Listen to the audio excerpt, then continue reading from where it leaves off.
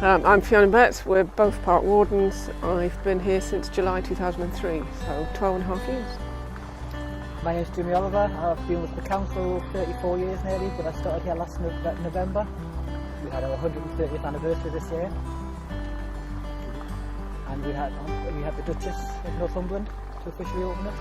Since the revamp, it's definitely took off the park. It's a different park, it caters for a different sort of clientele. Obviously we didn't have a tea room or a community room which we have now. So yes, it's definitely far more popular. I think there's quite a few new features in the park. So to have a favourite, it's difficult at the minute. The tea room's wonderful. You know, it attracts a few different people. We have a new BMX track that has just been finished in October. So it hasn't really come into its own yet, and the play site is attracting so many children, and that's great.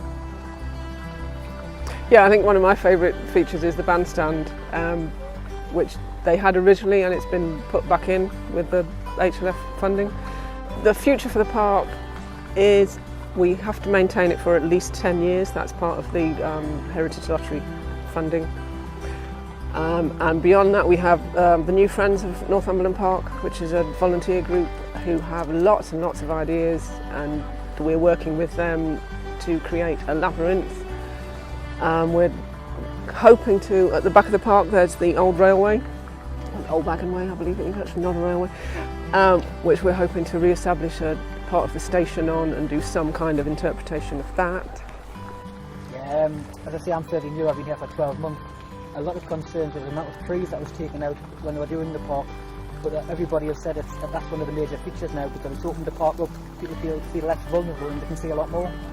It's a different park now, it caters for different people, it's dog friendly as long as they're under control. You know, we've got the cafe, we've got the park for the children.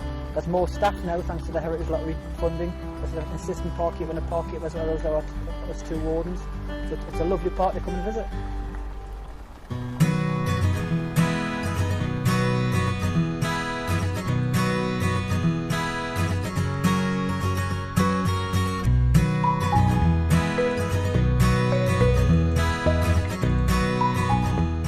My name's Pixie Phelan. I'm the Parks Development Officer for North Tyneside Council, and I've been working for North Tyneside since 2000, but in the Parks team itself since 2004.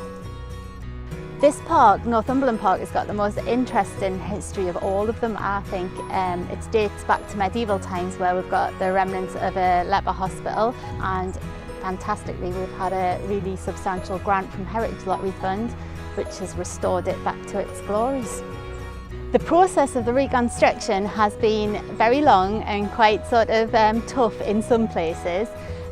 Basically, Heritage Lottery Fund, who we applied to for the grant funding, have a specific two-stage process. So we start asking park users what their views were for restoring this park back in 2009. We got a stage 1 pass, and then we went back out to the sort of visitors to see whether our plans have interpreted what they said they wanted to see in the park correctly, and then we had to submit that in a stage 2 to Heritage Lottery Fund, and then we got the construction underway when we were successful. So all in all, it has taken a heck of a long time, but it has been a very, very worthwhile project. The number of visitors that have been in this park since it's been restored have been phenomenal.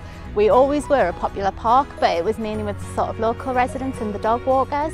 And I think the launch event, which was in August of this year, attracted over 10,000 people on the one day, which is, like I say, it's been spectacular, but it's really, really well loved within the community, so it's completely deserved.